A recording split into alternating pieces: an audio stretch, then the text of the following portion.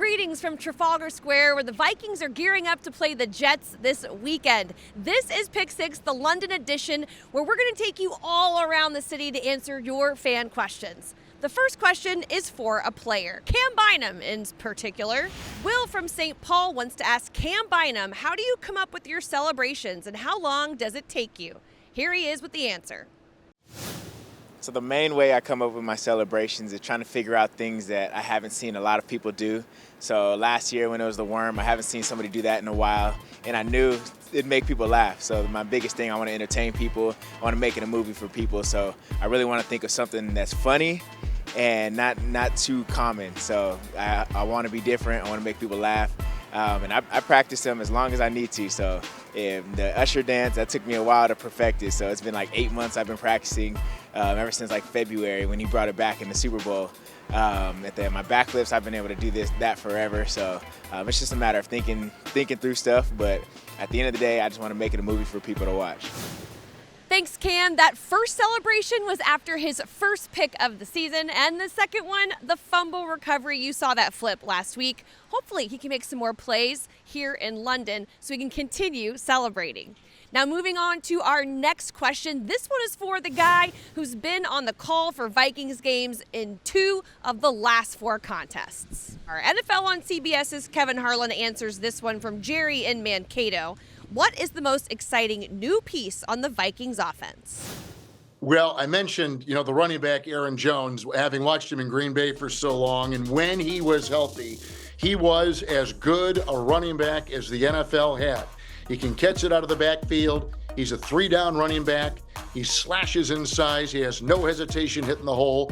I love that guy. When he is healthy, it's one of the more underrated moves by any NFL team in the NFL this year to get that guy from Green Bay. What a great signing for the Vikings.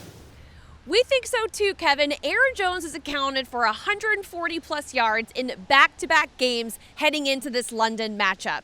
And while he saw a familiar foe in last week in his former team, he'll see another familiar foe this Sunday. Question number 3 is from Ashley in North Dakota, and she wants to know, what do you think a reunion on Sunday in London with Aaron Rodgers will be like? I think it's going to be cool. I've never played against him, so that's going to be a first. But very excited to see him across the pond. I know he's a great quarterback, and he's going to have his team ready to play. We have a great quarterback here as well, and we'll be ready to play, and it'll be a great game. Aaron Jones leads a backfield that's ranked 12th in the league in run offense. They've rushed the ball for 112 times for 495 yards. That's a far cry from the 29th ranked run offense last season. And that's what our next question is about.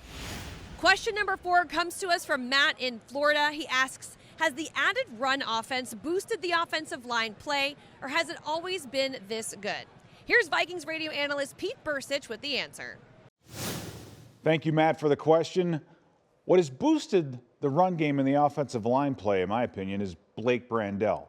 He is playing at an unbelievable level. He's filled a position that's been for the last couple of years has been different guys in and out. I think he's provided the size, the toughness, and the stability there to help all those guys around him. Now, the whole is greater than the sum of the parts. You bring in Brandel, now we can run the football. You bring in Aaron Jones, put him in the back end. He's making plays. He's making things happen that may not be blocked perfectly.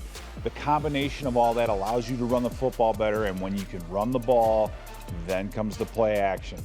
Then you wear down those D linemen, and they're not so eager to get after the quarterback in the pass rush. It all works together. That's why one little change can make a huge difference, and I think Blake Brandel is the reason why. Well, we'll see you soon out here, Pete. He will be on the call this Sunday on KFAN. And for those of you stateside, it is going to be an early one. Kickoff is at 8:30. And that actually brings up a great question from Carla in Hudson, who's concerned about the travel and the time change. She wants to know, what are your tips and tricks for traveling to and playing in London? Here's Christian Darisaw, who traveled there with the team 2 years ago. Oh man, I keep it basic. Whatever Tyler and the strength staff provide for us, I execute that game plan, and I know I'm gonna be good for there. So KO and the team are gonna take care of us for sure. Christian and the rest of the team leave for London on Thursday, and they'll treat the rest of the week like a normal game week. The Vikings are set to face the 2-2 Jets, who are coming off a loss to the Denver Broncos. Matthew in Woodbury wants to ask, what's the mental approach for the team after a 4-0 start? Inside linebacker Blake Cashman has the answer. It's a very good question. My mental approach after a 4-0 start is, stick with your routine, trust the process and the plan that our coaching staff has, because in this league you can never get too complacent or else you'll be humbled on Sunday. So we got to keep our foot on the gas and treat every week like a new week and have the mindset that we have to go 1-0 each week. That was your sixth and final question here on Pick 6, the London edition.